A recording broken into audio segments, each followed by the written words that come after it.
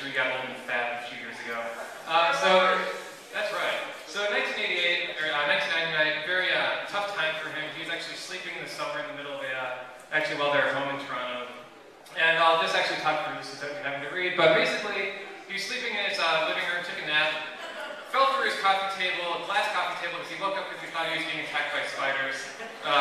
It happens to the best of us. So, moral lesson there is, when you're sleeping on your couch, don't wake up if you're being attacked by spiders and fall through your table. Maybe if you were get a wooden coffee table, it could stem things off. Might just get a concussion that way. Steve Sparks, this is actually, I think, my second favorite one on this whole list. He's a knuckleball pitcher, so he was around for a long time. Knuckleball's fascinating things. So he actually is now more known for than being a really average pitcher. He actually is a motivational speaker. This is also during the season.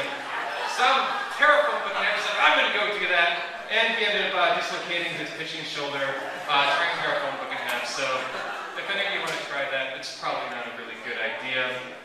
A few more to go. So we've got Kevin Mitchell. How many of you remember Kevin Mitchell? Big fat Kevin Mitchell.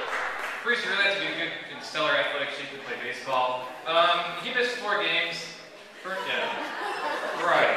So, yeah. So the question with this one, of course, is that's the best burn tongue picture I could find, by the way.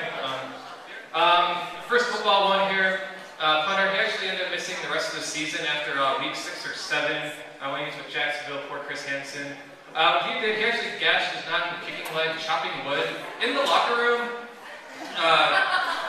Right, you normally wouldn't think, why would I be chopping wood in the locker room? But his coach was trying to be motivational. There's this really stupid sports phrase called chopping wood. It means you're really kind of taking it at him.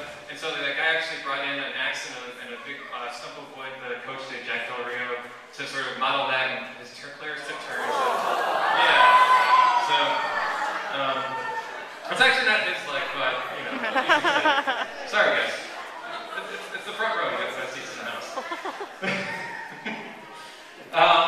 Alright, 3 more to go. So, at meeting, 15 days stable list. You had a terrible year. Any Phillies fans in the house? So, he stabbed himself in the stomach with a paring knife, trying to dig the plastic opening of a DVD. If any of you hit that, this actually makes sense because, especially back when, first when CDs came out in the early 90s and then the ridiculous long packaging like that, those things were freaking impossible to open. So I actually came really close to doing that myself. So don't let that happen to you. 1993, Phoenix Suns Kevin Johnson, one of the better point guards to ever play the game, dislocated his shoulder. Actually after hitting a game-winning shot, getting a hug by Charles Barkley, ended up missing about 2 weeks of the season there. So don't let that happen to you. It's a bad thing. And then our last one here, pitcher Joel Zumaya. Yeah, he throws about 102 miles an hour. He had probably the strongest arm in Major League Baseball. When they were in the World Series a couple years ago in the playoffs, they actually missed 3 games in the American League Championship Series because he strained his forearm playing too much Guitar Hero.